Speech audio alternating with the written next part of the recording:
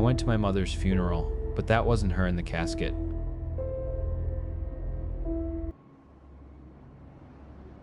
I got the call that my mother was dead, and my first thought, my very first, was that she owed me an apology.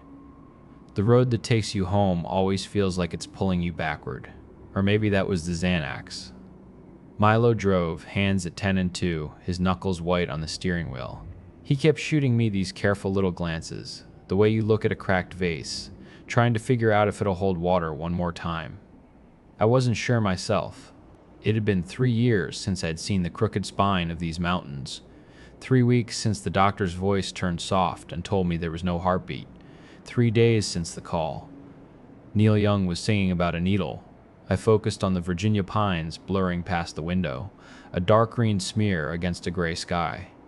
Something shot overhead, a shadow that blotted out the sun for a second. Too low for a plane, too fast for a bird.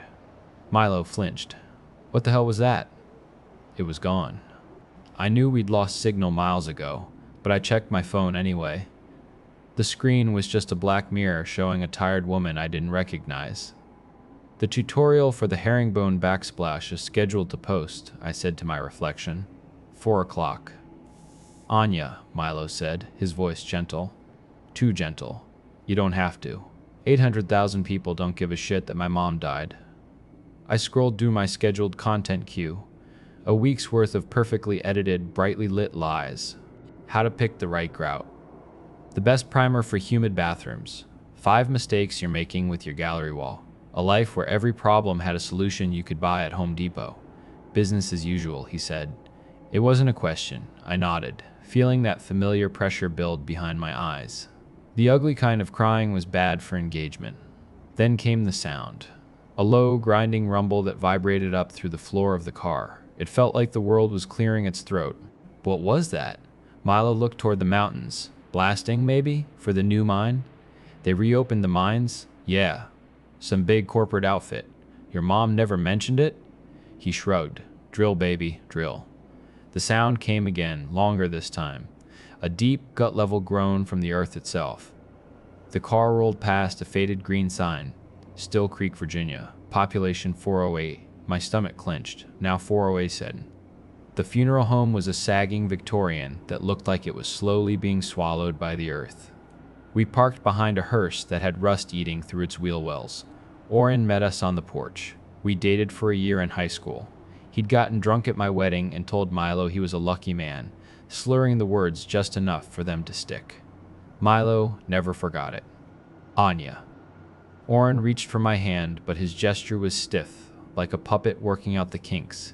He held the handshake too long. I'm sorry for your loss. The words sounded rehearsed, memorized from a script. He was different. His skin had a waxy pale quality, and his eyes didn't quite track. He was looking somewhere over my shoulder. She's ready for you, he said. I hugged him, mostly to make him let go of my hand. He didn't hug back. His arms just stayed at his sides. He felt like a mannequin stuffed with cold sand. The hallway smelled of lilies and something else. Something chemical and bitter that caught in the back of my throat. When we got to the viewing room, Oren stopped. He faced us, but his gaze was fixed on a water-stained spot on the ceiling. She did not suffer. Each word was a stone he dropped into the silence. The coroner said it was immediate. A comfort, I hope. I started to cry for real this time. There was no comfort. The service is tomorrow, Oren continued, his tone unchanged. 11. The whole town will come. The whole town? Milo asked. We look after our own, Oren said, and a weird brief smile flickered across his face. It didn't touch his eyes. My mother was in a dark, polished box. They'd done her makeup all wrong. Too much blush, a shade of lipstick she never would have worn. Her face was a mask trying to imitate the woman I knew. But it was her hands that made me feel sick. They were folded over her stomach, but the fingers were bent at angles that weren't right. The joints looked dislocated. Her thumbs were tucked underneath her fingers, pressed hard into her palms. I needed to touch her. One last time. I reached out, my fingers hovering over hers. She's cold, I whispered. Of course she was. But this was different. The air around the casket was frigid, a pocket of deep cold in the stuffy room. It felt like it was sucking the warmth right out of me. She was stored downstairs, Oren said from the doorway. It's cooler in the basement. Milo put his arm around me, his hand warm on my back. He led me out. As we left, I heard the heavy click of the casket latches. A sound of finality. A sound that felt all wrong. Mom's house sat at the end of a street where all the lawns were just a little too long. The screen door was hanging off one hinge, a long tear in the mesh like something had tried to claw its way in, or out. I pulled out my phone, force of habit. I started filming. So we've got a 1920s Craftsman with a real wraparound porch. The bones are good, but there's some serious rot in these floorboards. I stopped, my own voice sounding alien and obscene. Jesus Christ. What am I doing? It's okay, Milo said. No, it's not. It's not okay. I lowered the phone. I told her I'd fix this place up for her, do a whole series on it. She said she didn't want her life curated for strangers. A wasp buzzed past my ear. And then that sound again, that deep subterranean groan, rolling down the mountain. We both went still, listening to it fade. Inside, the house smelled of dust and decay. Dishes with fossilized food were stacked by the sink. A fine layer of grime covered every surface. It looked like a person had just given up. I went from room to room, opening drawers, looking through closets, a detective at the scene of a very slow crime. What are you looking for? Milo asked, kicking at a pile of old newspapers. An explanation. I found them in her bedside table, a stack of letters tied with twine. Her beautiful, looping cursive got more frantic with each one. The last few were almost unreadable. Jagged slashes and words that melted into each other. The ground is humming where the birds don't sing. Could be early onset dementia, Milo said softly. She was 61, Milo. It happens. I found another one, the paper warped from moisture. They stand in the yard at night. The Gables, the Millers, just standing there. They watch the house. They're waiting for me. The sheriff came, said I was imagining things. But his eyes were wrong. He breathes through his mouth now, like he's forgotten how to use his nose. They're all going down to the old quarry. I hear them moving in the dark. I can feel the whole town rumbling. The letter slipped from my hand. She was sick, Milo said, his voice firm. An order. She was sick, and she needed help, and we didn't know. I should have come. The words were choked. We have a life, Anya. We have work. You were going through... He trailed off. He couldn't say it. Miscarriage. Such a sterile word for something so violent. She didn't even have internet, I said, my voice thin. She said my whole life was a performance. Milo didn't say anything, because she wasn't wrong. I'd posted a tastefully desaturated photo of my hospital bracelet, taking some time for myself. The engagement was huge. A flicker of movement at the window. I jumped. An old woman stood on the other side of the filthy glass, staring in. Mrs. Gable, from next door. Holy shit, Milo breathed. She tapped the glass with one long, yellow fingernail. Tap, tap. Then her mouth stretched into a smile. Her gums were black, footsteps on the porch. The front door creaked open. A moment later, she was in the kitchen with us, holding out a casserole dish wrapped in foil. Her movements were jerky, like a marionette. Thought you children might be hungry, she said. Her voice was thin, reedy. She turned to me. Her eyebrows were drawn on with a shaky pencil, two perfect arches of permanent surprise. Margie's girl, you got her eyes. Before I could move, she cupped my face in her hands.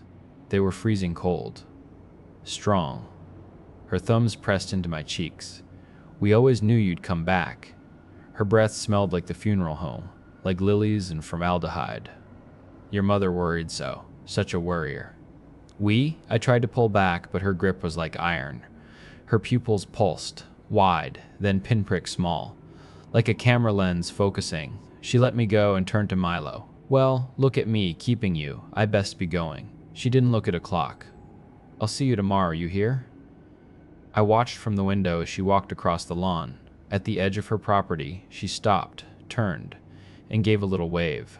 Milo and I just stared at each other. "What the fuck?" he said finally. "Was that?" The Fork Spoon was the only diner in town. The vinyl on the booth seats was cracked and repaired with gray duct tape. The air was thick with the smell of grease and bleach. There were no phones out, not one. Just people hunched over their plates eating with a slow, mechanical rhythm. A waitress with a name tag that read Vesper brought us coffee without asking. "Your mother always took 2 creams, 1 sugar," she said to me, her face a blank mask. No smile. Nothing. "How did you know? Town like this, honey, everybody knows everything." Her eyes were a pale, washed-out blue. The food came too fast. Milo's burger was gray and cold in the middle. My tomato soup had a skin on it like a healing wound. We didn't eat.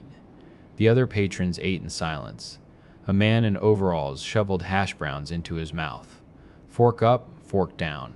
A family of 4 in the next booth all lifted their glasses to drink at the exact same time. Outside, I could see trucks moving near the base of the mountain, a corporate logo on the doors I didn't recognize. A single red symbol, like a stylized eye. Then someone at the counter tapped their fork against their plate. Tap. Tap, tap. From across the room, another person answered. Tap. Tap. Tap. Soon the whole diner was filled with the sound, a quiet, syncopated rhythm. Everyone tapping, everyone staring at their food. "We need to go," Milo whispered. He threw a 20 on the table. No one looked up as we walked out. I glanced back through the big plate glass window. The tapping had stopped. Every single person in the diner was turned in their booth, their faces pale under the fluorescent lights, staring at us. And then, all at once, they turned back to their food. The motel was called the Valley Inn. The bedspread was a hideous shade of orange. The art on the wall was a blotchy, depressing landscape. "I am not sleeping in that house," I'd said, and Milo hadn't argued. I stood on the lumpy mattress, holding my phone up, trying to find a signal. "It says I'm connected to the guest Wi-Fi, but nothing will load."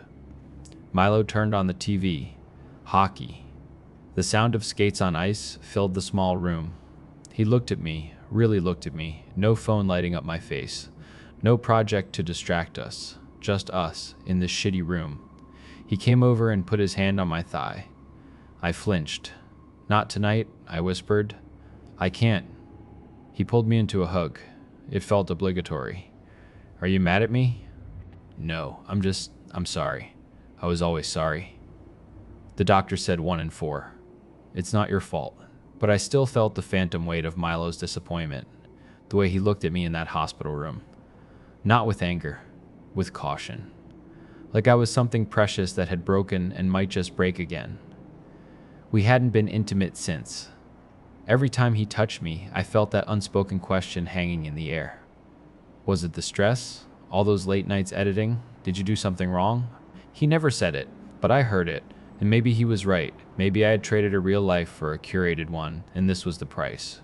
"We bury her tomorrow," Milo said, his voice muffled in my hair. "And then we go home. We hire someone to deal with the house. You don't need this." I shook my head. "I have to do it. She was my mom. You've been through enough." There it was again. Enough, a ration, a limit. He turned off the light, the old springs of the light. The old springs of the mattress groaned. A blade of light from the parking lot cut across the room. I lay awake, listening to the ice machine outside clatter and hum, listening to Milo's breathing deepen into sleep. I thought about the room we'd painted yellow. We'd only finished 1 wall before the bleeding started. I hadn't been back in there since. The emptiness wasn't just inside me anymore. It felt like it had seeped out, tainting everything. All the plans. All the scheduled posts for a future that wasn't going to happen. "One more day," I whispered to the dark. The parking lot light outside our window began to flicker. On, off, on, off. Then it went out with a soft pop. The ice machine fell silent. The sudden quiet was deafening. I crept to the window and peeled back the curtain. 3 of them, standing by our car. Dark shapes against the deeper darkness. They weren't moving, just standing, facing our door. "Milo," I hissed. "Wake up." He groaned. I shook his shoulder, hard. "Milo, now." He stumbled to the window, rubbing sleep from his eyes. The figures hadn't moved. "What the fuck are they doing?" he whispered. "I don't know." One of them lifted a hand and began to slowly, methodically scratch at the hood of our rental car. The sound of nails on metal was sickeningly loud in the silence. Scrape, scrape, scrape. Milo grabbed the heavy mag light from his bag. "I've had enough of this shit. What are you doing?" He threw the door open. "Hey, get the hell away from my..." The parking lot was empty. He swept the bright beam of the flashlight across the asphalt. Nothing. He shined it on the car. Long, deep gouges were carved into the paint on the hood. "They were right here," he said, his voice shaking. He stood there a moment longer, barefoot on the cold pavement. Then the parking lot light buzzed and flickered back on. Back inside, he locked the door, slid the deadbolt, and wedged our desk chair under the knob. "A prank," he said, but his voice was thin. "Just some local kids." "Did you see them run?" I asked. He didn't answer. We sat on the edge of the bed in the dark, the mag light on the nightstand between us like a loaded gun. I thought of my mother's letter. They stand in the yard at night, like statues. "Milo," I said, my voice barely a whisper. She wasn't sick. He didn't have to answer. We both knew. We didn't sleep for the rest of the night. Just before dawn, I heard it again. That low, grinding rumble from the mountain. It was closer this time. So much closer.